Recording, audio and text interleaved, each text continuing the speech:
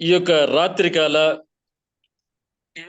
ఆరాధన సమయానికి ప్రతి ఒక్కరిని కూడాను సహోదర ప్రేమతో మిమ్మలను ఆహ్వానించుచున్నామండి.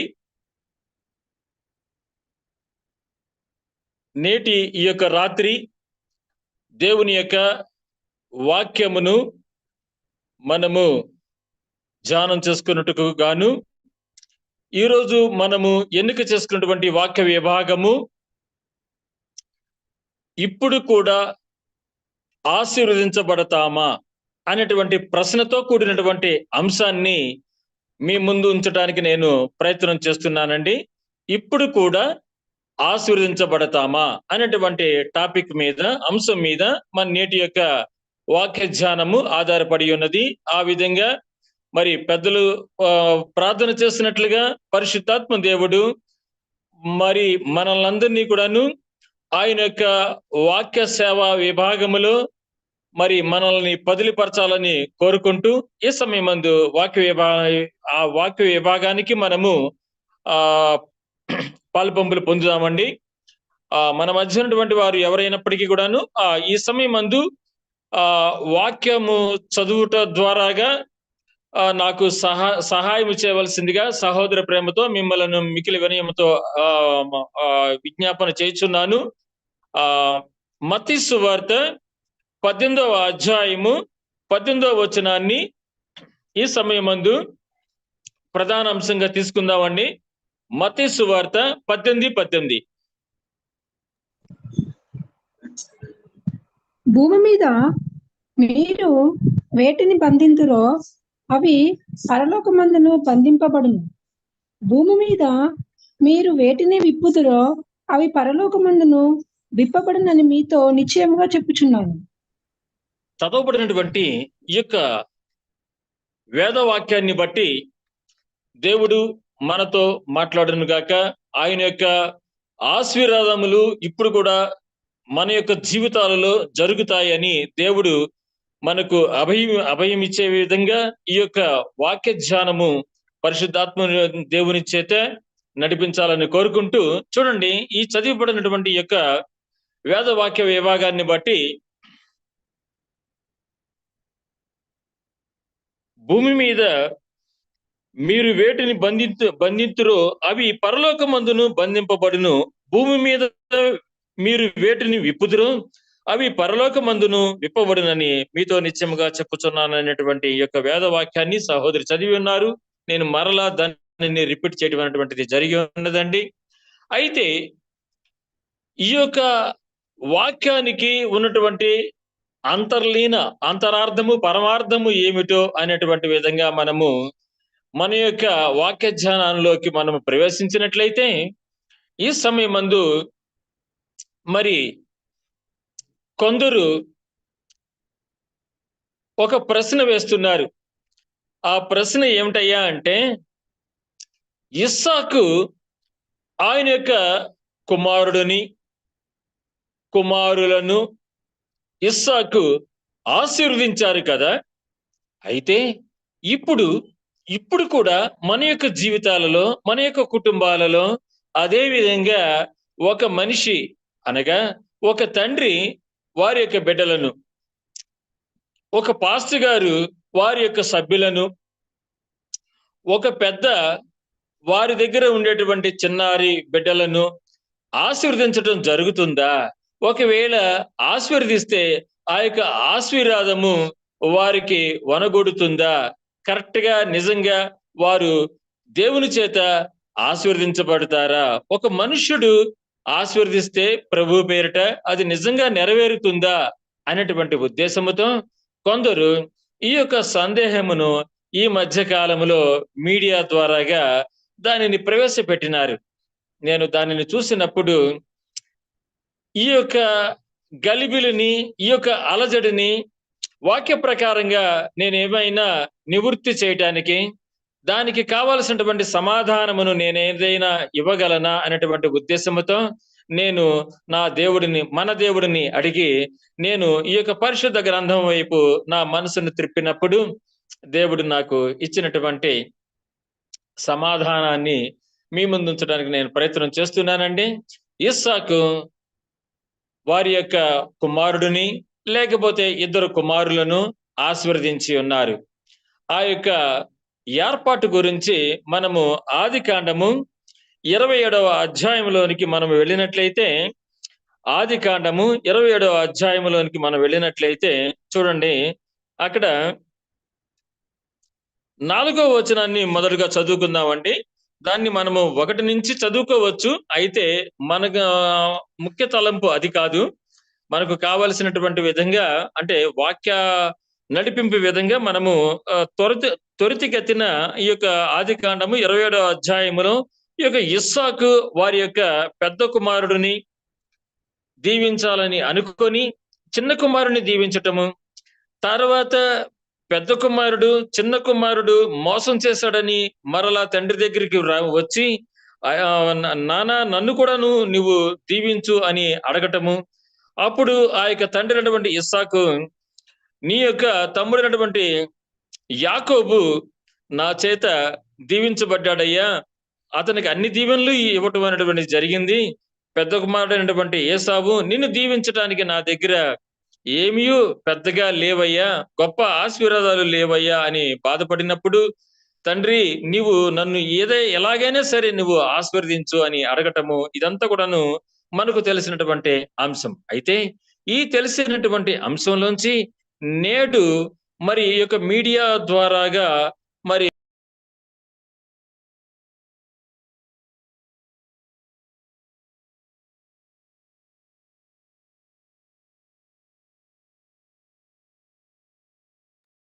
అయ్యగారు మ్యూట్ లో పడిందండి మీది. రావచ్చు. అవును, నిజమే. ఆ యొక్క తండ్రి అయినటువంటి ఇస్సాకు ఆయన యొక్క బిడ్డలైనటువంటి వారిని మరి దీవించాడు కదా.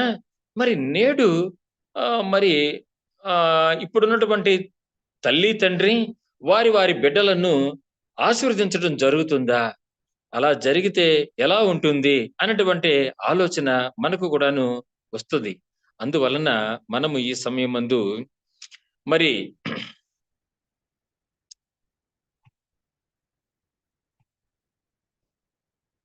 ఆ యొక్క అంశాన్ని ప్రధానంగా తీసుకున్నట్లయితే చూడండి, మీకు కొంచెం ఇంట్రడక్షన్ అనుకోకుండా నేను ఇవ్వటం అనేటువంటి జరిగిందండి. దయచేసి ఆదికాండము 27వ అధ్యాయము 4వ వచనాన్ని చదవవలసిందిగా కోరుకుంటున్నానండి. ఆదికాండము 27:4. నేను చావక మునుపు నిన్ను నేను ఆశీర్వదించినట్లు నాకిష్టమైన రుచిగల భోజ్యములను సిద్ధపరచి నేను తినుటకై నా యొద్దకు తెమ్మని చెప్పాను. చూసారా, ఈ యొక్క మాటను ఇస్సాకు గారు వారి యొక్క పెద్ద కుమారుడైనటువంటి ఏసావు గారితో చెప్పారు. చెప్పినప్పుడు చిన్న కుమారుడైనటువంటి యాకోబు వినలేదండి. మరి ఇస్సాకు గారి యొక్క భార్య రిబకా గారు విని ఆమె ఏం చేసిందంటే ఆ యొక్క చిన్న కుమారుడికి చెప్పింది, మీ అన్నతో మీ నాన్నగారు ఇలా చెప్పారు, నీవు మీ అన్న కంటే ముందుగా సిద్ధపడి మరి మీ నాన్నగారు కోరుకున్నట్లుగా ఆ యొక్క మాంసాహారమును వేటాడి ఆ మాంసమును నీవు మీ నాన్నగారికి చెప్పి పెట్టేసి మీ నాన్నగారి దగ్గర ఆ యొక్క దీవెనలు ఆశీర్వాదములను నువ్వు పొందాలి అని చెప్పింది. అయితే ఇక్కడ నేను మీకు ఒక విషయాన్ని నేను ప్రస్తావించాలనుకుంటున్నానండి.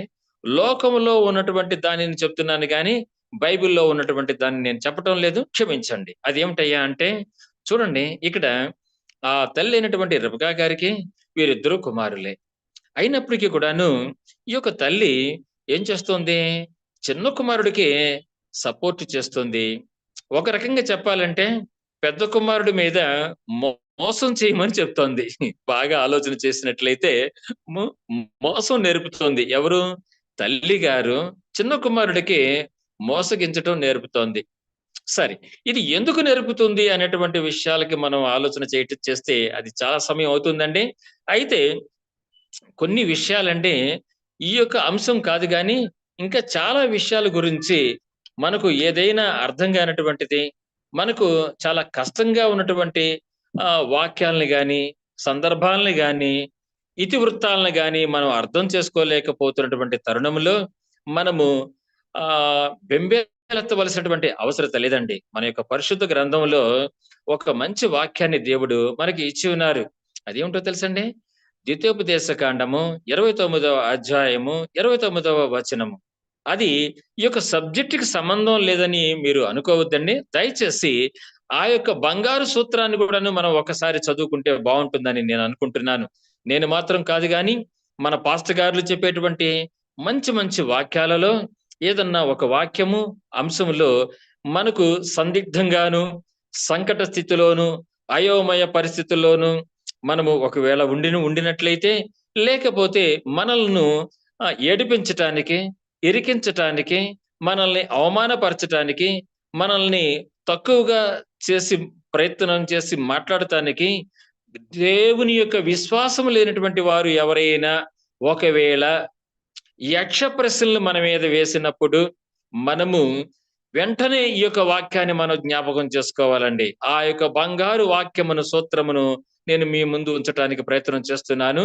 ద్వితీయోపదేశ కాండము 29వ అధ్యాయము 29వ వచనాన్ని దయచేసి సహోదరి చదవండి. ద్వితీయోపదేశ కాండము 29:29. రహస్యములు మన దేవుడైన యెహోవాకు చెందును. అయితే మనము ఈ ధర్మశాస్త్ర వాక్యములన్నిటిని అనుసరించి నడుచుకొనున్నట్లు బయలుపరచబడినవి ఎల్లప్పుడూ మనవియు మన సంతతి వారివియు అగునని చెప్పుదును. సరే, చూసారండి, ఇక్కడ దేవుడు మనకు వేటినైతే అవసరమో, ఎంతవరకు మనకు తెలియపరచాలో, ఏ యొక్క రహస్యములను మనకు బయలుపరచాలో అది దేవునికి తెలుసు.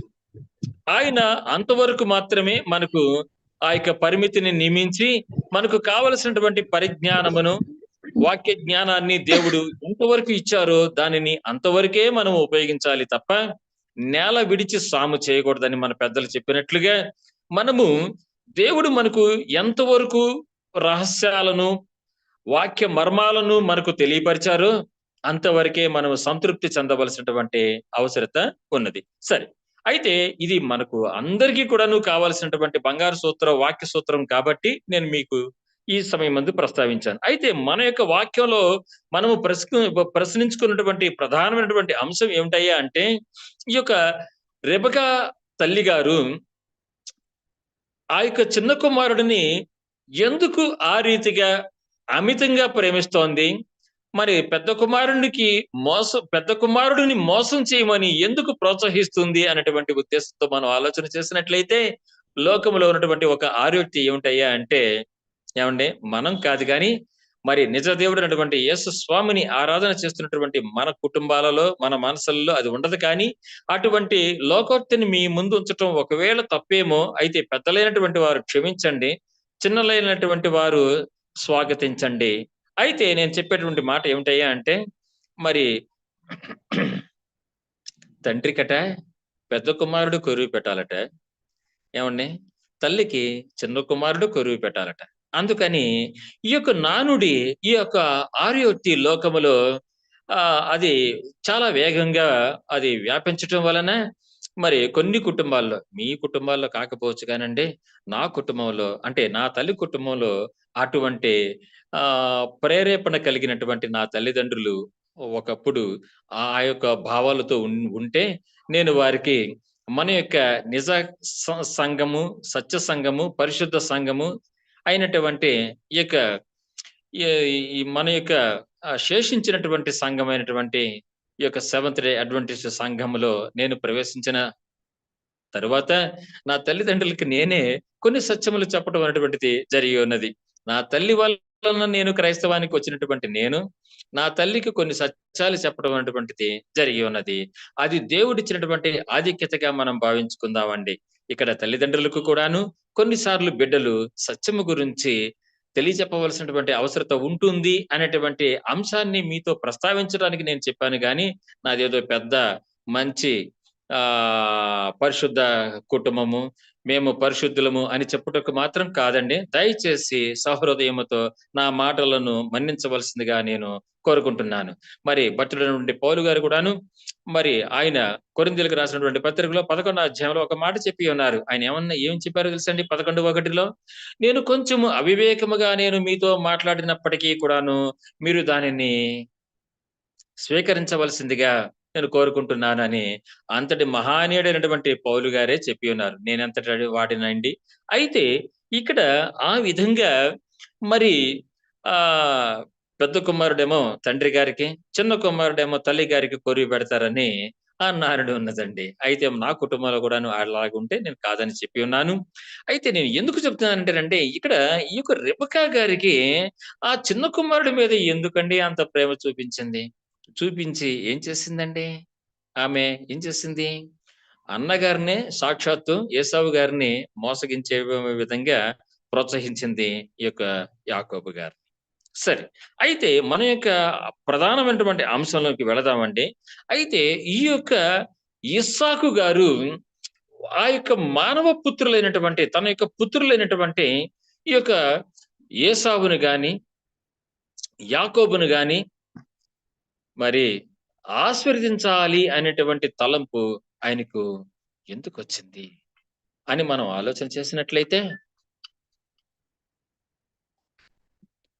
ఏవండి ఎందుకొచ్చింది అంటే ఇక్కడ ఇందాక సహోదరి చదివి ఉన్నారు. ఆదికాండం 27:4 చూసినట్లయితే ఆయనకు ఒక చావు ఛాయ కనిపిస్తోంది. చావు ఛాయ ఆయనకు కనిపిస్తోంది ఇస్సాకు గారికి. ఏమంటున్నారు ఆయన? నేను చావక మునుపు నిన్ను నేను ఆశీర్వదించున్నట్లు నాకిష్టమైన రుచి పదార్థం కావాలంటున్నారు. సరే, ఆ రుచిగల పదార్థం గురించి పక్కన పెట్టినట్లయితే ఇక్కడ ఆయన ఏమంటున్నారంటే నేను చావక మునుపు నిన్ను నేను ఆశీర్వదిస్తానయ్యా అని చెప్తున్నారు.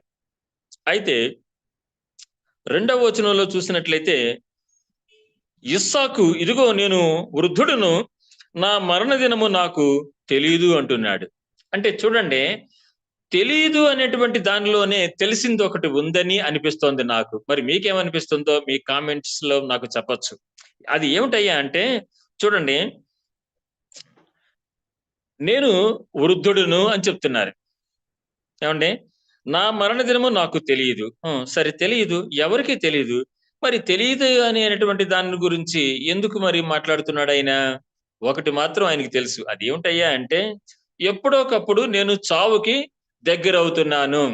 నాకు మహా వృద్ధాప్యం నాకు వచ్చి ఉన్నది. మరియు మందదృష్టి కూడాను నాకు కలిగి ఉన్నది.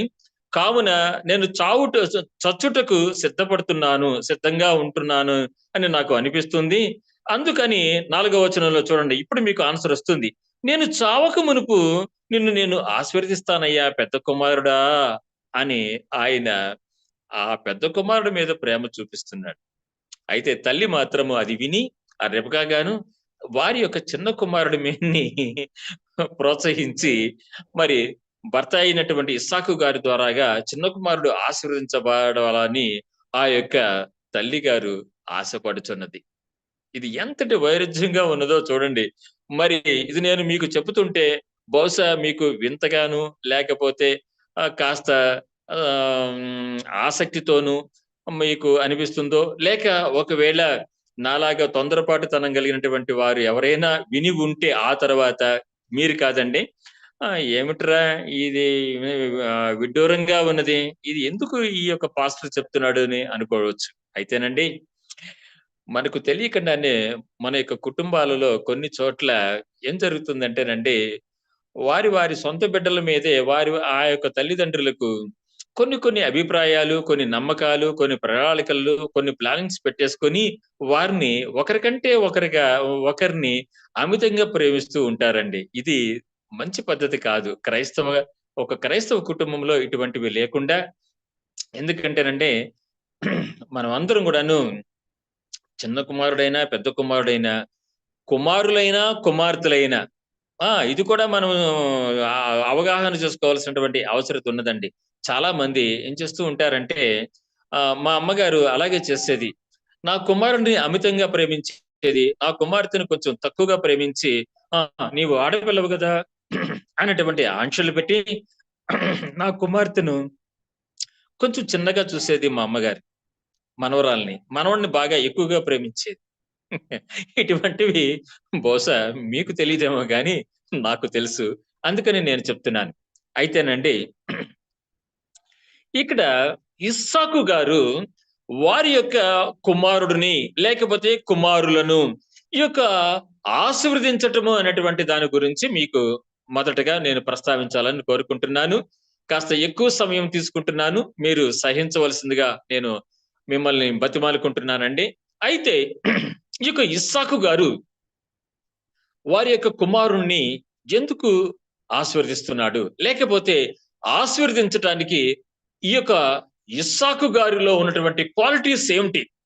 అంతటి ప్రత్యేకత ఇస్సాకు గారికి ఉన్నదా అని మనకు సందేహం రావచ్చు. రావాలి కూడాను. వస్తేనే మంచిది. అప్పుడే మనం వాక్యంని బాగా అర్థం చేసుకోవడానికి ప్రయత్నం చేస్తామండి. అయితే ఆ విధంగా మరి ఇస్సాకు గారు ఆ యొక్క కుమారుణ్ణి ఆశీర్వదించడానికి ఇస్సాకు ఎంతటి భక్తిపరుడండి? మనం ముందుగా ఆ యొక్క విషయాన్ని మనం చేసుకుందాం, పరిశీలించుకుందాం. ఎందుకంటే చూడండి మనకు మనం క్రైస్తవులం కాబట్టి, సృష్టికర్తను ఆరాధన చేసేటువంటి బిడ్డలం కాబట్టి, మనము చూడండి కొన్నిసార్లు ఏం చేస్తూ ఉంటామంటేనంటే, ఏవండీ మరండి మా కుమారుడు గురించి ఈ మరి చిన్నప్పటి నుంచి కూడాను ప్రార్థన చేసినటువంటి పాస్టర్ గారు ఉన్నారండి. వారి చేత మేము మా కుమారుడికి బాప్టిజం ఇవ్వాలనుకుంటున్నామండి. ఏవండీ మా చిన్న బిడ్డలనండి ఆ పాస్టర్ గారి చేత ప్రతిష్ఠింప చేయాలని, అభిషేక ప్రార్థన చేయించుకోవాలని అనుకుంటున్నామండి అని ఈ రీతిగా మనం ఏం చేస్తామంటే కొందరు పాస్టర్ గారుల మీద ఒక అమితమైనటువంటి అభిమానాన్ని మరి తండ్రి ప్రేమను ఆయన మీద మనం చూపిస్తూ ఉంటాం. ఎందుకు చూపిస్తాం చెప్పండి? ఎందుకంటే ఆయనలో కొన్ని క్వాలిటీస్ ని మనము పసిగట్టి పరిశీలించి వారి ద్వారాగా ఆ యొక్క ప్రార్థనా కార్యక్రమాలను, ఆ యొక్క పుణ్య కార్యక్రమాలను, ప్రత్యేకమైనటువంటి కార్యక్రమాలని వారి చేతుల మీదుగా మనము చేయించుకోవాలని ఆశపడుతూ ఉంటాం. అలాగా ఆశపడటంలో తప్పేమి లేదండి. నేను ఊరికనే మన యొక్క దైనందిన జీవితంలో మనము చేసేటువంటి కొన్ని ప్రయత్నాలను, ప్రణాళికలను, కొన్ని మంచి కార్యక్రమాలను నేను మీతో ప్రస్తావించడానికి చెప్పాను. అంతవరకే మీరు దానిని స్పోర్టివ్‌గా తీసుకోండి. అయితే ఈ యొక్క ఇస్సాకు గారిలో అంతటి క్వాలిటీస్ ఏమున్నాయి అని మనం ప్రశ్నించుకున్నాం. మీరు మామూలుగా అయితే నేను సంఘంలో అయితే అడుగుతాను. ఈ యొక్క మీటింగ్ కాబట్టి నేను అడగటం లేదండి. మీకు మీరే ఇస్సాకు గారిలో ఉన్నటువంటి క్వాలిటీస్ ఏంటి? ప్రత్యేకతలేమిటి? అని మీరు ఆలోచన చేసినట్లయితే ఉన్నాయండి. అవి ఏంటయ్యా అంటే మరి కుర్రాడిగా ఉన్నటువంటి ఇస్సాకు గారు మరి మానవ తండ్రి అయినటువంటి అబ్రహాం గారి యొక్క మాట విని ఆయన ఏం చేశాడండి? ఏమండి? తండ్రి గారు చెప్పినట్లుగానే కట్టెల మీద పడుకున్నాడు. ఆయన ఒక బలి పశువుగా కూడాను ఆయన మౌనము వహించాడు. తండ్రి యొక్క చిత్తమునకు, అబ్రహాం గారి యొక్క ఇష్టానికి, అబ్రహాం గారి యొక్క ప్రయత్నానికి ఆయన ప్రతిఘటించలేదు, ఎదురాడలేదు. ఇప్పుడు చూస్తా ఉంటే కుర్రాళ్ళు తల్లిదండ్రుల్ని ఎంతకైతే ఎదురాడుతూ ఉంటారండి, వ్యతిరేకిస్తూ ఉంటారండి. నా మటుకు నేనైతే నేను ఈ యొక్క ఇంతటి వృద్ధాప్యంలో ఉన్నటువంటి నేనే నా యొక్క బాల్య దశలో మా నాన్నగారిని ఎదురాడుతూ మాట్లాడితే ఉండేవాడిని. అన్నిటినీ కూడాను ఎదురిస్తూ ఉండేవాడిని. కానీ మా నాన్నగారు ఆయనకు నా మీద ఉన్నటువంటి ప్రేమ చేత సహిస్తూ నా నా యొక్క అల్లరిని ఆయన తట్టుకుంటూ ఆయన నన్ను మంచిగా పెంచటం అనేటువంటిది జరిగి ఉన్నది. అయితే ఇక్కడ ఈ యొక్క అబ్రహాం గారి యొక్క విషయానికి మనం చూసినట్లయితే మరి తన యొక్క ప్రియ కుమారుడిని మరి బలి ఇవ్వటానికి కూడాను వెనుకాడకుండా ఉన్నటువంటి ఆ యొక్క అబ్రహాం అయినటువంటి ఆ యొక్క తండ్రి గారికి ఈ యొక్క ఇస్సాకు గారు ఎంత వినయ విధేయతలు చూపించారు, ఎంత కృతజ్ఞతలు చూపించారు అని మనం ఆలోచన చేసినట్లయితే అప్పుడు మనకు అవగతం అవుతుందండి. ఈ యొక్క ఇస్సాకు గారి దగ్గర ఎంతటి క్వాలిటీస్ ఉన్నాయి, మరి ఎంతగా ఆ యొక్క ఇస్సాకు గారు మరి తండ్రి అయినటువంటి అబ్రహాముకి ఎంత విధేయత చూపించాడు అని మనము ఈ సమయం మందు జ్ఞాపకం చేసుకుందాం. మరి మన యొక్క భక్తి జీవితంలో ఎప్పుడు కూడాను మనము యోబు గారిని బహుబాగా అభిమానం చేస్తూ ఉంటాం. తప్పు లేదండి. మంచిది. నిజమే. మంచి యోగ్యులు. ఎందుకంటే దేవుని చేతే యథార్థవంతుడని, భక్తిపరుడని, మంచివాడని, అటువంటి భూమి మీద అటువంటి యోబు గారు అంతటి భక్తిపరుడు లేడని సాక్షాత్తు యెహోవా దేవుడే చెప్పి ఉన్నారు. కానీ అదంతా మంచిదే కానీ ఇక్కడ ఇస్సాకు గారు కూడాను చాలా భక్తిపరుడండి. చాలా మంచివాడు. ఎందుకంటే మరి దేవుని చేత ఆ యొక్క వృద్ధ దంపతులకు జన్మింపబడినటువంటి వాడు ఇస్సాకు. మరి చిన్నప్పటి నుంచి కూడాను మరి ఇస్సాకు గారి యొక్క తల్లి గారు శారా గారు ఎంతగా చెప్పుంటుందండి దేవుని గురించి.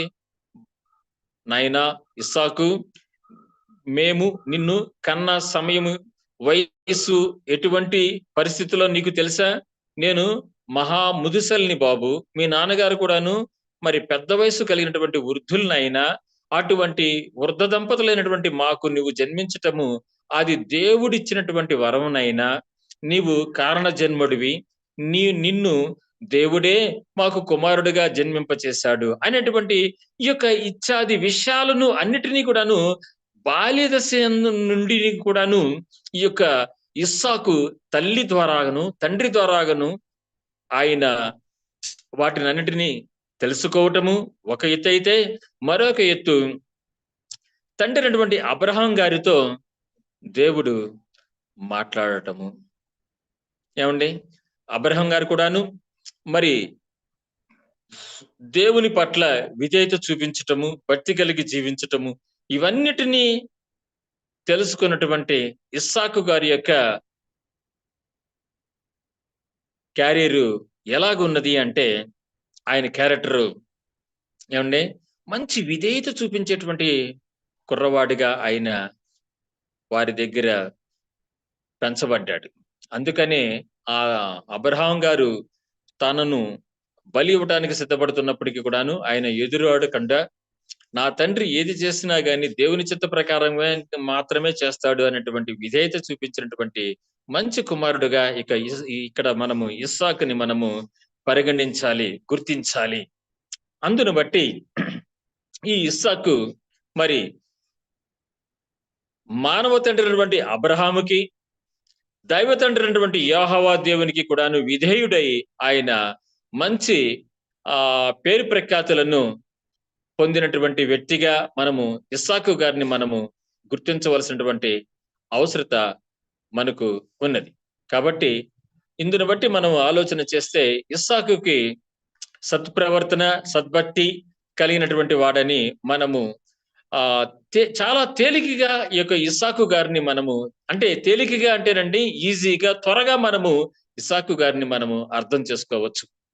అయితే మరి ఇస్సాకు లాగానే మనం కూడాను మరి దేవుడిచ్చినటువంటి బిడ్డలను ఆశీర్వదించే స్థాయికి మరి మన యొక్క కుటుంబీకులను లేక మరి యేసేపు లాగా మన యొక్క తోబుట్టువులకు మనం అండదండగా ఉండేటువంటి స్థాయికి ఎదగాలి అంటే మరి మనకు ఉండవలసినటువంటి క్వాలిటీస్ ఏమిటి? ఏమండి, మనము ఇస్సాకు లాగా బలి అవ్వాల్సిన పరిస్థితులు లేవు కానీ మనము మన యొక్క భక్తి జీవితంలో మనము కొన్నిటిని బలిగా, లేకపోతే మన యొక్క భక్తి జీవితంలో దేవుడికి మనకు అడ్డుబండగా ఉండేటువంటి కొన్ని అవలక్షణాలను మనము వెలివేయవలసినటువంటి అవసరత ఉన్నది. బలిగా దేవునికి సమర్పించుకోవాల్సినటువంటి అవసరతలు ఉన్నవని మనము ఈ సమయమందు గ్రహించాలి. సరే, ఆ రకంగా మనం ఆలోచన చేసినట్లయితే ఒక క్రైస్తవ వ్యక్తిగా, ఒక క్రైస్తవ తండ్రిగా ఉన్నటువంటి మనము, మనలో ఉన్నటువంటి వారు ఏమండి, వారు వారి యొక్క తల్లిని తండ్రిని సన్మానించినారా అని మనము ఒక తండ్రి గురించి మనము పరిశీలన చేసేటటువంటి సమయంలో ఈ యొక్క విషయాన్ని మనము పరిగణలోకి తీసుకోవాల్సినటువంటి అవసరత మనకు ఉండి ఉన్నది. నిర్గమాకాండము 20:12 దేవుడు ఇచ్చినటువంటి ఆజ్ఞలలో 5వ ఆజ్ఞ ప్రకారంగాను ఆ యొక్క వ్యక్తి లేక ఆ తండ్రి ఏమండి ఆయన యొక్క తల్లిని తండ్రిని సన్మానించాడా లేదా? సన్మానించినటువంటి వాడేనా అని మనము పరిశీలన చేసుకోవాలి. ఇంకా చెప్పాలంటే ఎవరికి వారు, అవును, నేను నా తల్లిని, నా తండ్రిని నేను సన్మానించానా? వారిని వృద్ధాప్యమందు బావుగా నేను చూసుకున్నానా? లేకపోతే నా యొక్క అహంకారం వలన గాని, కోపావేశాల వలన గాని, లేకపోతే భార్య మాట విని గాని, లేకపోతే కొన్ని సార్లు బిడ్డల మాటలు విని గాని, వారు ఆ యొక్క తల్లిదండ్రులను దూరం పెడతాము. వారిని సరిగ్గా చూసుకోకుండా ఉండేటువంటి కుటుంబాలు కొన్ని చోట్ల ఉంటూనే ఉంటాయి మీరు పరిశీలన చేస్తే.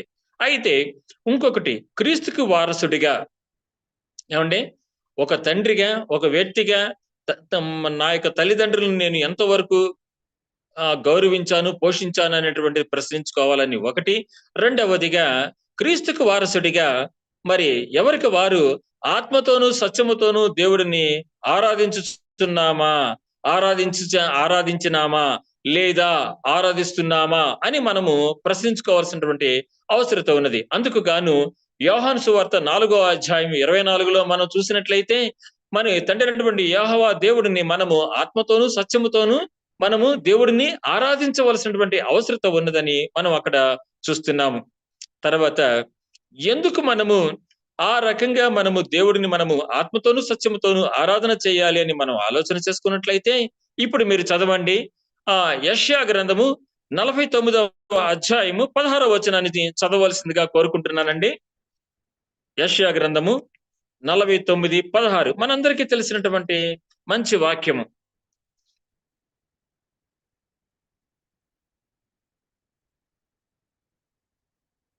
యెషయా 49:16 అండి. చూడుము, హ్మ్. నా అరచేతుల మీదనే నిన్ను చెక్కి ఉన్నాను. హ్మ్. నీ ప్రాకారములు నిత్యము నా ఎదుట ఉన్నవి. చూడండి, కరెక్ట్ అండి. కరెక్ట్. బాగా చదివారు సహోదరి. చూడుము, నా అరచేతుల మీదనే నిన్ను నేను చెక్కియున్నానని ప్రభువు చెప్తున్నారు.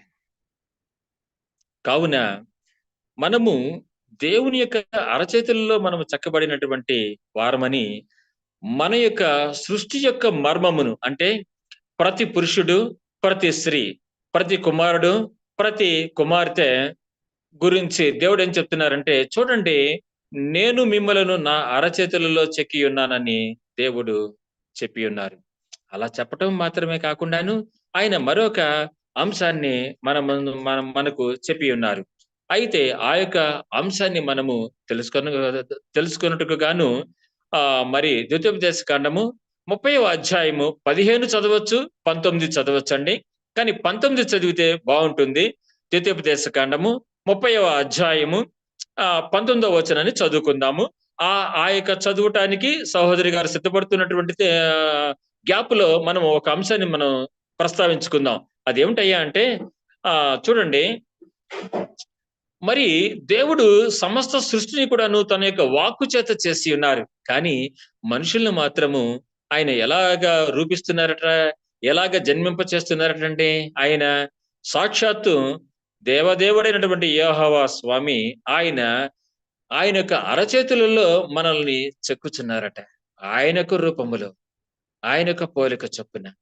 చూడండి, ఆ దేవుడు మన కోసము ఎంతగా శ్రమిస్తున్నారు అని నేను మీతో అన్నాను. కానీ దానికి అంటే దేవుడు ఎంతగా మన మీద ప్రేమ చూపిస్తున్నారు, ఎంత ప్రేమను మన మీద కనబరుస్తూ ఆయన ఎంతగా ఆయన తన యొక్క పనిని చేస్తున్నారు అంటే, ఎంత శ్రద్ధ తీసుకుంటున్నారు, ఎంత ప్రేమను మన ఎడల కనబరుస్తున్నారు అని మనం గనక ఆ యొక్క వాక్యము యెషయా 49:16లో ఉన్నటువంటి చూడుము, నా అరచేతుల్లో నేను చెక్కి ఉన్నాను అనేటువంటి మాటను మనం మామూలుగా చదివేసుకుంటూ ఉంటాం. కానీ ఆ యొక్క వాక్యాన్ని అంతర్లీనంగా, ఆధ్యాత్మికంగా మనము నెమరు వేసుకుంటూ చదివితే అప్పుడు దేవదేవుడికి, యెహోవా తండ్రికి మన ఎడల ఉన్నటువంటి ప్రేమ మనకు కనబడుతుందండి.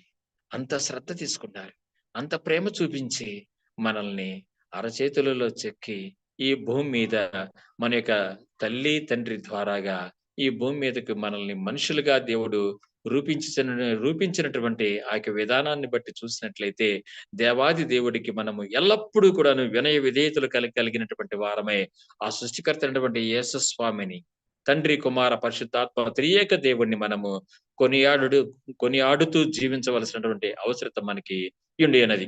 అమ్మా అటువంటి తండ్రి మనకు నేను మిమ్మల్ని నా అరచేతుల్లో చెక్కి ఉన్నానని మన యొక్క సృష్టి యొక్క మన యొక్క జన్మ యొక్క మర్మమును చెప్పినటువంటి దేవుడే మరొక ఆజ్ఞను మరొక విషయాన్ని మనతో ప్రస్తావించి ఉన్నారు.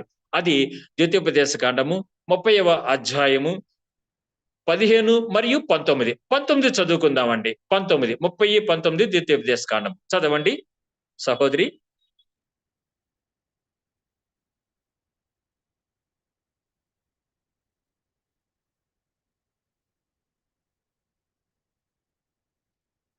ద్వితీయోపదేశ కాండం అండి 30వ అధ్యాయము 19వ వచనం అండి. నేడు జీవమును మరణమును ఆశీర్వాదమును శాపమును నేను నీ ఎదుట ఉంచి భూమాకాశములను మీ మీద సాక్షులుగా పిలుచుచున్నానని యెహోవా దేవుడు చెప్పుచున్నారు. ద్వితీయోపదేశ కాండము 30వ అధ్యాయము 19వ వచనాన్ని చూసినట్లయితే చూడండి, అక్కడ దేవుడు ఏం చెప్తున్నారండి? మన ఎదుట జీవాన్ని ఆశీర్వాదాన్ని మరణాన్ని శాపమును మన ఎదుట ఉంచినారట. ఉంచి మనము దేనిని కోరుకుంటున్నాము, మనము దేనిని చేరుకుంటున్నాము, మనము దేని ప్రకారంగా జీవిస్తున్నామని ఆయన మన మీద సాక్షులుగా ఎవరిని పెట్టారటండి? ఎవరిని పెట్టారు? భూమాకాశములను మన మీద సాక్షులుగా యెహోవా దేవుడు సృష్టికర్త పెట్టినారట. అందుకనే కొంతమంది చూడండి, భూమిని భూదేవని, ఆకాశమును ఆకాశ గంగని ఏమండి దేవతలుగా వారు పరిగణనలోకి తీసుకుంటారు. అయితే వారికి ఈ సత్యము తెలియాలి. ఏ సత్యము తెలియాలండి? ద్వితీయోపదేశ కాండము 30వ అధ్యాయము ఏమండి 19వ వచనంలో దేవుడిచ్చినటువంటి వాక్యము వారికి తెలియాలి. అదేమిటయ్యా అంటే, నేడు జీవమును మరణమును ఆశీర్వాదమును శాపమును నేను నీ ఎదుట ఉంచి భూమాకాశములను మీ మీద సాక్షులుగా పిలుచుచున్నాను.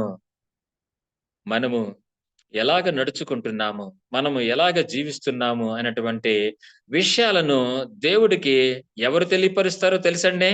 ఆయన నోటు వాక్కు చేత సృజింపబడినటువంటి భూమాకాశములే మన గురించి ఆయనకు సాక్షులుగా సాక్షార్థముగా అవి తెలియపరుస్తాయటండి.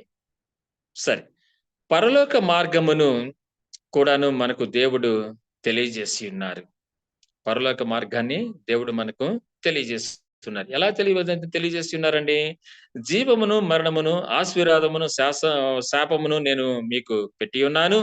మీరు దేన్ని కోరుకుంటున్నారో అవి భూమాకాశములు నాకు తెలియపరుస్తాయి అని దేవుడు చెప్పటం ద్వారాగా ఆయన పరలోక మార్గమును కూడా దేవుడు మనకు తెలియజేస్తున్నారు. మరి దేవుడిచ్చినటువంటి 10 ఆజ్ఞలను మనము పాటించటం వలన, అనుసరించటం వలన, ఒప్పుకోవటం వలన మనము ఆయన యొక్క మహిమకు, ఆయన యొక్క కృపకు, ఆయన యొక్క ప్రేమకు మనము వారసులయ్యే విధంగా, తద్వారా పరలోక మార్గమును దేవుడు మనకు ఈ రీతిగా కూడాను ఆయన మనకు తెలియజేసి ఉన్నారు. అయితే ఆయన తెలియజేసినటువంటి ఈ యొక్క ప్రేమ మార్గమును, సత్య మార్గమును, జీవ మార్గమును మనము ఏ రీతిగా మనము దానిని గైకుంటున్నాము లేదు అనేటువంటి ఉద్దేశంలో మనం చూసినట్లయితేనండి, మరి సామెతల గ్రంథము సామెతలు 14:12 చదవవలసిందిగా కోరుకుంటున్నానండి. దయచేసి సహోదరి గారు సహకరించండి, సహాయం చేయండి. సామెతలు 14:12 అండి. సరే, సామెతలు 14:12లో ఉన్నటువంటి వాక్యాన్ని ఈ సమయం మందు చదువుకుందామండి. ఒకని ఎదుట సరైనదిగా కనబడు మార్గము కలదు, అయితే తుదకు అది మరణమునకు త్రోవ తీయును, దారి చూపును అనేటువంటి యొక్క మాట. ఏమండి, మనం అనుకుంటూ ఉంటామండి, ఏమనుకుంటామో తెలుసా అండి? మేము జ్ఞానస్నానము బాప్టిజం తీసుకున్నామండి, మేము కానుకలను సమర్పిస్తున్నామండి, మేము ఎంతో నిష్టగా జీవిస్తున్నామండి, మాకు తెలిసినంత వరకు ఏం చేస్తున్నామండి? సిలువ బొమ్మను మొక్కుతున్నామండి, యేసు ప్రభు పట్టం మా ఇంట్లో పెట్టుకున్నామండి, మేము చాలా భక్తిపరులం అండి అని చెప్పుకుంటూ ఉంటారు. అయితే ఆ యొక్క పటాలను పెట్టుకోవటంలో తప్పు లేదు గానీ, ఒక రకంగా చెప్పినట్లయితే వాటికి సాగిలపడటం గానీ, వాటికి నమస్కరించటం గానీ అది తప్పని మనము తెలుసుకున్నటువంటి వారమై ఉండవలసినటువంటి అవసరత ఉన్నది. ఈ రీతిగా కొన్ని లోకంలో ఉన్నటువంటి కొన్ని ఆచారాలకు, పద్ధతులకు మనము లోనయ్యి మనం ఏం చేస్తూ ఉంటామంటే, మనం ఏమని భావిస్తూ ఉంటామో తెలుసండి? మేము మంచిగానే దేవుడిని ఆరాధన చేస్తున్నామండి. మేము దేవుని మార్గంలోనే ఉన్నామండి అని మనము అనుకుంటూ ఉంటాం. అయితేనండి కరెక్ట్‌గా మనము దేవుని యొక్క వాక్య ప్రకారంగా, దేవుని యొక్క మార్గంలోనే మనము సంచరించుచున్నామా? దేవుని యొక్క వాక్య ప్రకారంగానే దేవుడిని మనము ఆరాధన చేస్తున్నామా? లేదా? అని మనల్ని మనము పరిశీలన చేసుకోవాల్సినటువంటి అవసరత మనకు ఉండి ఉన్నది. తర్వాత యోహాను సువార్త 14వ అధ్యాయము 6వ వచనాన్ని కూడాను చదవవలసిందిగా కోరుకుంటున్నామండి. యోహాను సువార్త 14వ అధ్యాయము 6వ వచనాన్ని చదువుకుందామండి. యోహాను సువార్త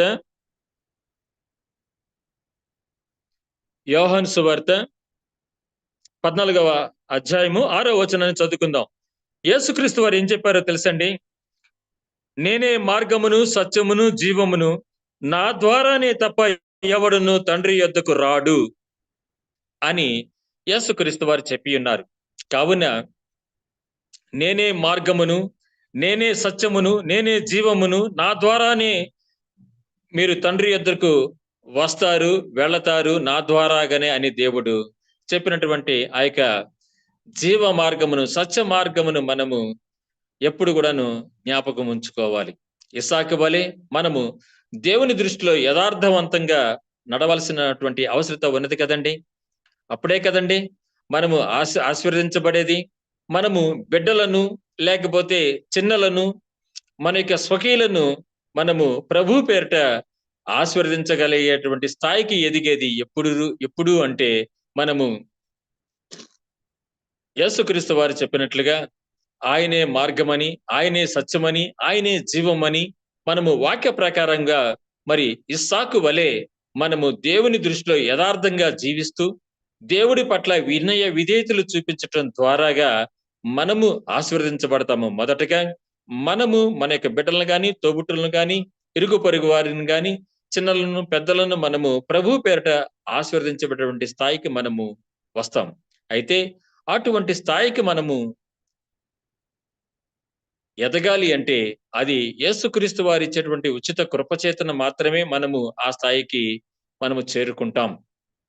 అందుకు గాను మరి కీర్తనలు 116వ కీర్తన 15వ వచనాన్ని ఈ సమయమందు చదువుకుందామండి. కీర్తనలు 116వ కీర్తన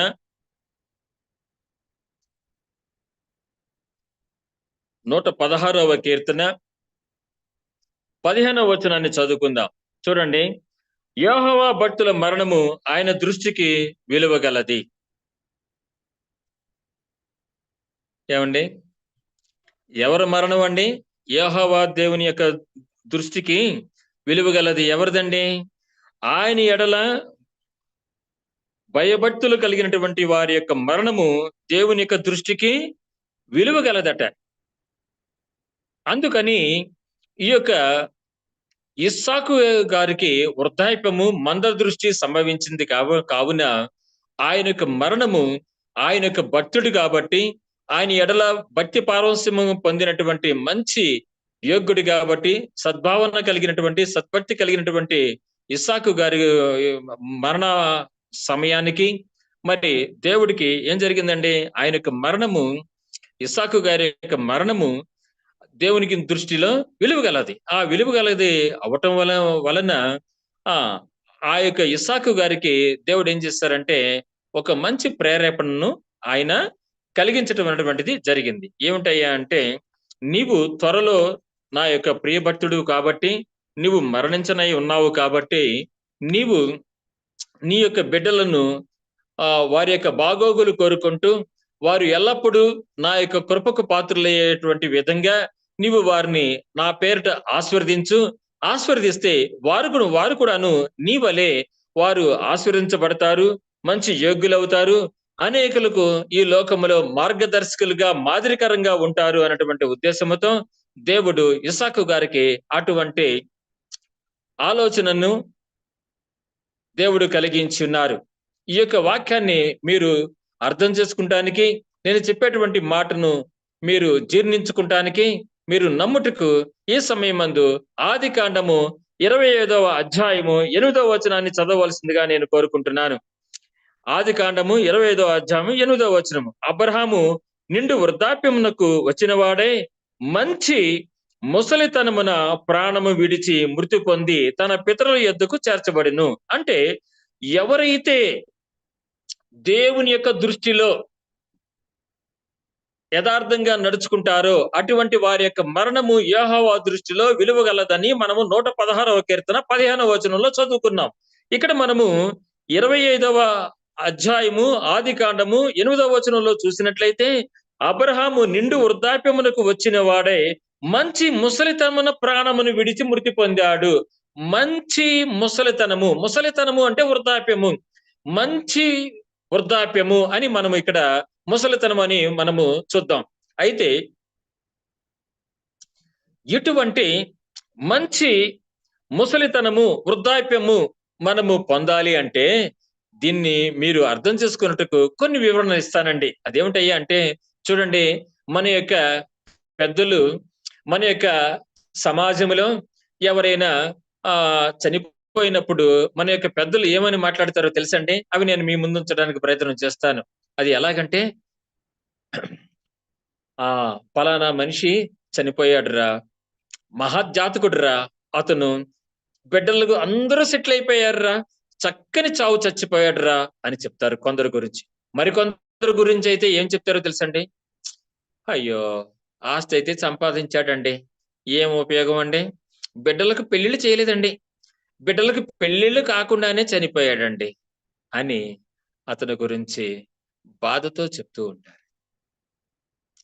మరికొందరు గురించి అయితే చూడరా, ఎంతటి వృద్ధాప్యం వచ్చే వరకు కూడాను ఏమండి బాగా ముదిసలి ఎక్కువ కాలం జీవించాడురా, ఎక్కువ కాలం జీవించి ఇప్పుడు మరణించాడురా. అతని యొక్క జన్మ ఎంత గొప్పది, అతని యొక్క మరణము దేవుని దృష్టిలో ఎంత గొప్పది అని ఇలాగా మన పెద్దవారు చెప్తూ ఉంటూ ఉంటారండి.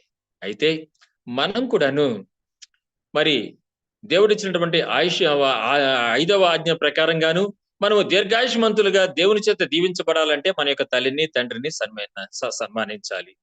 ఒకవేళ ఇప్పుడు అటువంటి తల్లి తండ్రి అనేటువంటి ఆ యొక్క వయోవృద్ధులు ఒకవేళ లేనటువంటి వారు నాలాగా ఎవరైనా ఉండి ఉంటే, మరి అటువంటి వృద్ధులను మనం చూసినప్పుడు వారిలో మన యొక్క తల్లిదండ్రులు, గతించిపోయినటువంటి మన యొక్క తల్లిదండ్రులను వారిలో చూస్తూ వారికి మనము ప్రభు పేరిట చేయవలసినటువంటి సహాయ సహకారము వారికి చేసినట్లయితే దేవుడు మరలా మనల్ని మెచ్చుకుంటారు. ఏమండి? అయితే ఆ విధంగా మనము దేవుని చేత ఇస్సాకు వలె మనం దీవించబడాలంటే, ఇస్సాకును దేవుడు ఆశీర్వదించినట్లుగా మనం కూడాను ఆశీర్వదించబడాలి అంటే, ఇస్సాకు దేవుని పేరిట ఎలాగైతే తన యొక్క బిడ్డను, కుమారుణ్ణి లేకపోతే ఇద్దరు కుమారుల్ని, తర్వాత రెండవసారిగా మరి పెద్ద కుమారుడు అయినటువంటి ఏసావును కూడాను దీవించాడు కాబట్టి మనము ఆ విధంగా బిడ్డలను గాని, చిన్నలను గాని, ఇరుగు పరివారిని గాని ప్రభు పేరిట మనము దీవించాలి అంటే మనకు ఉండవలసినటువంటి క్వాలిటీస్ ఏమిటయ్యా అంటే, దేవుని దృష్టిలో యథార్థంగా జీవించవలసినటువంటి అవసరత మనకు ఉన్నది. అందుకనే చూడండి, మరి కీర్తనాకారుడు దావీదు కూడాను మరి దేవుడిని ఒక కోరిక కోరుకున్నాడు. అది ఏమిటయ్యా చూడండి, కీర్తన 27:4 అండి. కీర్తన 27:4 కీర్తన 27:4 చూసినట్లయితే అక్కడ ఉన్నటువంటి మాట ఏంటంటే, యెహోవా యొద్ద ఒక వరము అడిగితిని, దానిని నేను వెతుకుచున్నాను. కీర్తన 27:4లో ఉన్నటువంటి వాక్య ప్రకారంగా చూసినట్లయితే, యెహోవా యొద్ద ఒక వరము అడిగితిని, నేను దానిని వెతుకుచున్నాను. ఇక్కడండి మా యొక్క తమిళనాడులో ఉన్నటువంటి హోసూరు సంఘములో ఒక జంట, భార్య భర్త, ఒక దంపతులు మరి వారు ఎంతో కాలంగా గర్భ బహుమానం కోసం ఎదురు చూస్తున్నారు. వారు ఫారెన్‌లో ఉంటారు. వారు ఈరోజు ఈ యొక్క సంఘానికి వచ్చి ఉన్నారు. అంతకుముందు ప్రతి సంవత్సరం వచ్చినప్పుడల్లా కూడాను వస్తూ వారు పాస్టర్ గారు ప్రార్థన చేయండి అని వారు అడుగుతూ ఉండేవారు. నేను కూడాను అదే విధంగా వారి గురించి ప్రార్థన చేస్తున్నాను. ఈరోజు మరి నిన్నటి రోజున ఇండియా వచ్చారట. అంటే తమిళనాడు వచ్చారట. ఈరోజు సంఘానికి వచ్చారు. మాకు నిద్రావస్థగా ఉన్నది. అయినప్పటికీ కూడాను దేవుడు మమ్మలను ఆశీర్వదించి గర్భ బహుమానాన్ని ఇచ్చారు కావున మేము విడువక, మరువక, అశ్రద్ధ చేయక దేవుని యొక్క సన్నిధికి వచ్చామని ఈ రోజు సబ్బాతు రోజున వారు చెప్పడం అనేటువంటిది జరిగి ఉన్నది. చూడండి, వారు వారైనా సరే, మనమైనా సరే దేవుని యొద్ద ఒక వరాన్ని అడుగుతూనే ఉంటాం. ఒక వరాన్ని కాదండి. మనం చాలా అడుగుతాం. అయితే ఇక్కడ దావీదు మహారాజు గారు చెప్పేటువంటి కీర్తనాకారుడు ఆయన చెప్పేటువంటి మాట ఏమిటంటే, యెహోవా యొద్ద ఒక వరాన్ని నేను అడిగితిని, దాన్ని నేను వెతుకుచున్నాను అన్నారు. మరి మన యొక్క సంఘానికి ఈ రోజున వచ్చినటువంటి ఆ యొక్క యువ దంపతులు వారు దేవుడిని వరాన్ని అడుగుతూనే ఉన్నారు. అడుగుతూనే వారేం చేశారట ఏవండి? దానిని వెతుకుతూనే ఉన్నారు. ఎలాగ వెతుకుతున్నారు అంటే, దేవుడు తప్పనిసరిగా చేస్తారు అనేటువంటి నిరీక్షణ కలిగి ఉండటమే వెతకటం అంటే. అంతేగాని ఏదో పోగొట్టుకున్న దానిని ఎతుకున్నట్లుగా ఎతుక్కోవటం కాదు గానీ, లేకపోతే పదే పదే మేము దేవుడికి ప్రార్థన చేశామండి. మాకు ఈ యొక్క గర్భ బహుమానం అనేటువంటిది రాలేదండి. లేకపోతే ఈ యొక్క సంపూర్ణ స్వస్థత అనేటువంటిది మా జీవితంలో రాలేదండి అని ఆ రకంగా వెతకటం కాదు. ఆ రకంగా మరి అసంతృప్తితో మాట్లాడటం కాదండి. మంచి నిరీక్షణతో వెతకటము. అంటే విశ్వాసము కలిగి, నిరీక్షణతో మనము నిబ్బరము కలిగి, దేవుని మీద భారం వేసి, దేవుని మీద అచంచలమైనటువంటి విశ్వాసముతో మనము జీవించటమే ఆ వెతకటము అంటే. అదే విధంగా మరి మనం కూడాను మరి ఒకవేళ వృద్ధాప్యంలో ఉన్నటువంటి తల్లిదండ్రులైతే వారి యొక్క బిడ్డలను ఆశీర్వదించటానికి గాను మరి దేవుని దగ్గర వరం అడిగి ప్రభు పేరట ఆ యొక్క బిడ్డలను వారికి మంచి ఉజ్వల భవిష్యత్తు వారికి కావాలని ప్రభు పేరట మనము అడగాలి. ప్రభు పేరట వారిని మనము ఆశీర్వదించాలి. అప్పుడు దేవాది దేవుడు వారిని ఆశీర్వదిస్తారు. ఈ యొక్క విషయంలో మీకు ఒకవేళ ఏదైనా సందేహం ఉండినట్లయితే లూకా సువార్త 2వ అధ్యాయం 52వ వచనాన్ని ఈ సమయమందు మనము ధ్యానించటానికి ప్రయత్నం చేద్దామండి. లూకా సువార్త 2వ అధ్యాయము 52వ వచనాన్ని మనము తీసుకుందాం. ఎందుకంటే మీరు అనుకోవచ్చు, ఏమయ్యా ఇస్సాకు గారు ఆశీర్వదించారంటే అర్థం ఉన్నది. మరి మానవ తల్లిదండ్రులైనటువంటి మనము అనేకమైనటువంటి తప్పిదములు కలిగినటువంటి మనం కూడాను ఆశీర్వదిస్తే మరి ఆ యొక్క ఆశీర్వాద వచనము నెరవేరుతుందా అనేటువంటి మీమాంసలో, సంకట స్థితిలో, సందేహ డోలలో ఎవరైనా ఉండినట్లయితే లూకా సువార్త 2వ అధ్యాయం 52వ వచనాన్ని ఈ సమయమందు నేను మీ ముందు ఉంచడానికి ప్రయత్నం చేస్తున్నాను. ఆ యొక్క వచన సారాంశాన్ని నేను చెప్తున్నానండి.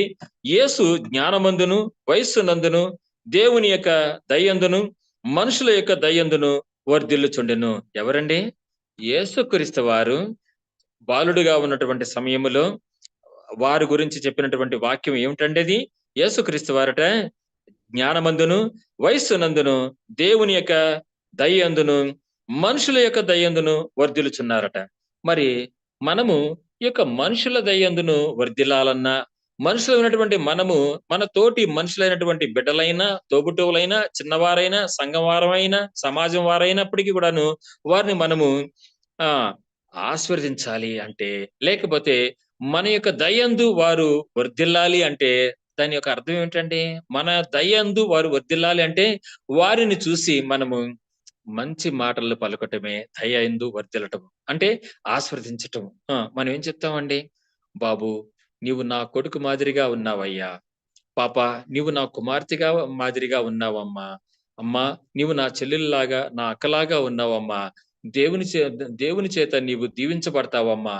దేవుని చేత నీవు ఏదైతే కోరుకుంటున్నావో అది నువ్వు పొందుకుంటావు తల్లి, చెల్లి, అక్క, తమ్ముడు, అన్న అని మనము మరి ఇతరుల పట్ల ప్రభు పేరిట మనము వాత్సల్యాన్ని చూపిస్తాము, దేవుని ప్రేమను కనబరచడానికి ప్రయత్నం చేస్తాము, దేవుని పేరట వారిని మనము ఆశీర్వదిస్తామే, అది ఏ మనుషుల దయందు వర్ధిల్లటము అంటే. సరే. తర్వాత మనం అనుకోవచ్చు, ఏమండి మనలో బలహీనతలున్నాయి గదా! ఇందాక చెప్పి ఉన్నాను. మనలో బలహీనతలున్నాయి కదా! మనము ఆశీర్వదిస్తే నిజంగా జరుగుతుందంటారా? ఏదోనండి యేసుక్రీస్తు వారి యొక్క కాలంలో జరిగిందేమో కానీ, మన కాలంలో ఇప్పుడు మనము ఆశీర్వదిస్తే జరుగుతాయా? లేదా? అని ఎవరైనా మీమాంసలో ఉన్నట్లయితే మరి లూకా సువార్త 22వ అధ్యాయము 31, 32 వచనాలని ఈ సమయమందు చదువుకుందామండి.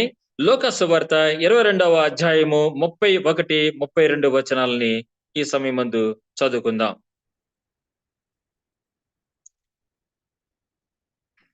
చూడండి, లూకా 22, 31, 32. 31లో సీమోను, సీమోను, ఇదిగో సాతాను మిమ్మును పట్టి గోధుమల వలె జల్లించుటకు మిమ్మను కోరుకొనెను గాని మీ నీ నమ్మిక తప్పిపోకుండానట్లు నేను నీ కొరకు వేడుకొంటిని. చూడండి, ఏమండి మనలో కొన్ని చిన్న చిన్న బలహీనతలు ఉన్నప్పటికీ కూడాను ఆ మన కోసము యేసుక్రీస్తు వారు ఏం చేస్తున్నారట? ఏమండి వేడుకుంటున్నారట, ప్రార్థన చేస్తున్నారట, తండ్రి యొద్ద ఆయన మన కోసము విజ్ఞాపన చేస్తున్నారట. కాబట్టి మనము ధైర్యము తెచ్చుకొని దేవుని మీద ఆధారపడి ఆ ఏం చేయాలి? చూడండి, ఇక్కడ సీమోను విషయంలో చెప్తున్నారు యేసు ప్రభు, నీ నమ్మిక తప్పిపోకుండానట్లు నేను నీ కొరకు వేడుకొంటిని. నీ మనసు తిరిగిన తర్వాత నీ సహోదరులను స్థిరపరచమని చెప్పారు యేసుక్రీస్తు వారు. ఏం చెప్పారండి పేతురుకి? నీ మనసు తిరిగిన తర్వాత. ఏమండి నా మనసు మలినమైనదండి. ఈ రోజున నేను ఎంత కాదన్నా కూడాను నా స్నేహితుల వలన సినిమాకి వెళ్ళానండి. ఈ రోజండి నా కోపాన్ని ఆపుకోకుండా నా పక్కింటి వారి మీద నేను జగడము చేసినానండి, జగడమాడినానండి. అందువలన నేను ఈ చిన్నారి బిడ్డలను నేను ఆశీర్వదించలేనండి. ఆశీర్వదించటానికి నేను అర్హుడిని కాదండి అని మీరు వెనకడుగు వేస్తున్నారా? అయితే యేసుక్రీస్తు వారు చెప్పినటువంటి మాటను మీరు శిరస్త్రాణముగా, సర్వాంగ కవచముగా తీసుకుందాం. చూడండి, నీ మనసు తిరిగిన తర్వాత నీ సహోదరులను స్థిరపరచమని చెప్పారు యేసుక్రీస్తు వారు. వెంటనే మనము పశ్చాత్తాపపడి మారు మనసు పొంది వెంటనే మనము మోకరించి, యేసయ్యా ఈ నా యొక్క తప్పుదమ్మను తీసివేసి నన్ను దయతో క్షమించి మరలా నీ యొక్క సంపూర్ణ బిడ్డగా నన్ను స్వీకరించు నాయనా, ఆశీర్వదించు స్వామి. ఇదిగో నీవు నాకు ఇచ్చినటువంటి ఈ యొక్క బిడ్డలను నేను సరైనటువంటి సత్య మార్గంలో నడిపించుటకు వారు వారు కూడాను నీ చేత బహుగా ఆశీర్వదించబడుటకు గాను తండ్రి వారిని నేను ఆశీర్వదించవలసినటువంటి అవసరత ఉన్నది. వారిని నేను ప్రోత్సహించవలసినటువంటి అవసరత ఉన్నది. నేను వారిని నీ పూర్ణ శక్తి చేత వారిని నేను స్థిరపరచవలసినటువంటి అవసరత ఉన్నది అని మనము దేవుని చేత శుద్ధీకరించబడి, దేవుని చేత నడిపించబడినటువంటి వారమై, దేవుని చేత ప్రేరేపించబడినటువంటి వారమై, మరి పేతురు గారి లాగానే మనం కూడాను మన యొక్క సహోదరుల్ని మనము ఇరుకు పొరుగు వారిని, మన యొక్క సంఘ సభ్యులను, మన సమాజంలో ఉన్నటువంటి వారిని, మన యొక్క బంధువులను, మన యొక్క స్నేహితులను మనము ఏం చేయవలసినటువంటి అవసరత ఉన్నదండి? స్థిరపరచవలసినటువంటి అవసరత మనకు ఉన్నది. కావున మనమందరం కూడాను ప్రభువు వారిచ్చేటువంటి కృప చేత, ప్రేమ చేత, మహిమ చేత, శక్తి చేత మనము ధైర్యము తెచ్చుకొని మనము మన యొక్క ఇంటి వారిని, మన యొక్క సమాజంలో ఉన్నటువంటి వారిని, మన యొక్క బంధువులను, స్నేహితులను మనము ప్రభువు పేరిట ఆశీర్వదించవలసినటువంటి అవసరత మనకు యుండి ఉన్నది. ఇంకొక సపోర్ట్ గా ఉండేటువంటి వాక్యాన్ని మీకు చూపించమంటే చూపిస్తాను. అదేమిటో తెలుసండి? యాకోబు గారు తన యొక్క పత్రికలో 3వ అధ్యాయంలో 10వ వచనంలో యాకోబు గారు ఏం చెప్పినారండి? చూడండి, యాకోబు ఏం చెప్పారండి? 3:10లో, యాకోబు పత్రికలో 3:10లో ఏం చెప్పారు ఆయన? ఒక్క నోటు నుండియే ఆశీర్వాద వచనమును, శాప వచనమును బయలు వెళ్ళును అని చెప్తున్నారు ఆయన. ఏమండి? ఈ యొక్క నోటి ద్వారాగానే ఏమండి ఆశీర్వాద వచనం వస్తుందట, శాపవచనము వస్తుందట. అంటే ఆ శాపవచనం అనేటువంటి ఆ యొక్క బ్యాడ్ క్యారెక్టర్ ని మనము యేసుక్రీస్తు మూలముగా మనము తీసివేసుకుని పక్కన పెట్టేసినట్లయితే, దాన్ని పాత పెట్టేసినట్లయితే, ఇప్పుడు చెప్పండి, ఈ యొక్క నోటి నుంచి ఏమొస్తుందండి? ఆశీర్వాద వచనము వస్తుందని మరి భక్తుడైనటువంటి యాకోబు గారు కూడాను తన యొక్క పత్రికలో ఆయన చెప్పినారు. కావున మనము ఏమండి ఏం చేయాలి? మనము ఆ యొక్క శాపవచనాలను విడిచిపెట్టేసి ఆశీర్వాద వచనములను మనము జపించవలసినటువంటి, పఠించవలసినటువంటి, ఇతరులకు మనము ఆశీర్వాద వచనాలని మనము అందించవలసినటువంటి అవసరత మనకు ఉన్నదని మీరు ఇప్పుడు నమ్ముచున్నారని నేను నమ్ముచున్నాను. చివరగా మరొక చిన్న మాట చెప్పవాలని నేను ఆశపడుచున్నాను. ఏమండి? నాలాంటి నాలాంటి పాస్టర్ గారండి. ఆ! నాలాంటి పాస్టర్ గారు. లేకపోతే నా మరి నేను ప్రవర్తన కాదు గానీ, ఏదో చిన్నపాటి పాస్టర్ గారిని. నాలాంటి పాస్టర్ గారిని లాంటి వారు మరి బైబిల్‌లో ఒకరున్నారు. ఆయన ఎవరో తెలుసండి? బిలాము గారు. ఏమండి? ఆ బిలాము ప్రవర్త గారిని ఇప్పుడు మనము అర్థం చేసుకుంటానికి పాస్టర్ గారుగా చెప్పుకుందాం. ఎ ఎ ఎటువంటి పాస్టర్ గారుగా? నాలాంటి పాస్టర్ గారుగా. నాలాంటి పాస్టర్ అంటే ఏంటో తెలుసండి? డబ్బుల కోసం ఆశపడతానండి నేను. బహుమానాల కోసం ఆశపడతానండి. పేరు ప్రఖ్యాతుల కోసం ఆశపడతానండి. అటువంటి నేనేం చేస్తానో తెలుసండి? నాకు కోపం వస్తే మీరు గనక నాకు మంచి బిర్యానీ, మంచి డబ్బులు గనక ఇవ్వకపోతే నేనేం చేయాలనుకుంటానో తెలుసంటే? మిమ్మల్ని నేను శపించాలని కోరుకుంటాను. కానీ దేవుడేం చేస్తారో తెలుసండి? నేను ఎప్పుడైతే మిమ్మల్ని నేను శపించాలని, మీ మీద కోపం తెచ్చుకోవాలని, కోపించాలని అనుకుంటానో, అప్పుడు వెంటనే దేవుడేం చేస్తారో తెలుసండి? బిలాము దగ్గర చేసినట్లుగానే ఏం చేస్తారో తెలుసండి? శపించటానికి బదులు ఆశీర్వాదములు చెప్పేటట్టుగా బిలాము గారిని దేవుడు చేసి ఉన్నారు. మరి పాపినైన నన్నెందుకు చేయరండి? ఒకవేళ నాతో పాటు ఎవరైనా మీరు గనక మరి దేవునికి సమర్పించుకొనుటకు గాను ధైర్యము తెచ్చుకొని మీరు కూడాను నీకున్న బుద్ధి నా దగ్గర కూడా ఉన్నదయ్యా అని ఎవరైనా అంటే, అటువంటి మిమ్మలను నన్ను యేసుప్రభు ఏం చేస్తారో తెలుసండి? ఆ యొక్క శాప వచనాలు మనము పలకకుండా ఆశీర్వాద వచనములు పలికే విధంగా యేసుక్రీస్తు వారు మనల్ని తీర్చిదిద్దుతారు. అది మన యొక్క దృఢమైనటువంటి, స్థిరమైనటువంటి, సత్యమైనటువంటి నిరీక్షణ, విశ్వాసము. అటువంటి విధంగా పరిశుద్ధాత్మ యొక్క ప్రేరేపణ చేత, యేసు స్వామి యొక్క శక్తి చేత, యెహోవా దేవుని యొక్క కృప చేత మనము ఆ విధంగా స్థిరపడినట్లయితే, బలపడినట్లయితే, ఏమండి? మరి మనం మొదటగా చదువుకున్నటువంటి వాక్యము మత్తయి సువార్త 18:18 ప్రకారంగా మనము ఏమండి? మీరు భూమి మీద వేటిని విప్పుదురో, వేటిని బంధిస్తారో అవి పరలోకమందు కూడాను అవి విప్పబడతాయి, కప్పబడతాయి, బంధించబడతాయి అని మొదటగా మనం చదువుకున్నాం కదండి మత్తయి సువార్త 18:18. అందువలన మనము నిజ దేవుని యొక్క బిడ్డలం కాబట్టి సాధ్యమైనంత వరకు సాత్వికముతోను, సహనముతోను మనము ఆశీర్వాద వచనములనే మనము చెప్పవలసినటువంటి అవసరత ఉన్నది.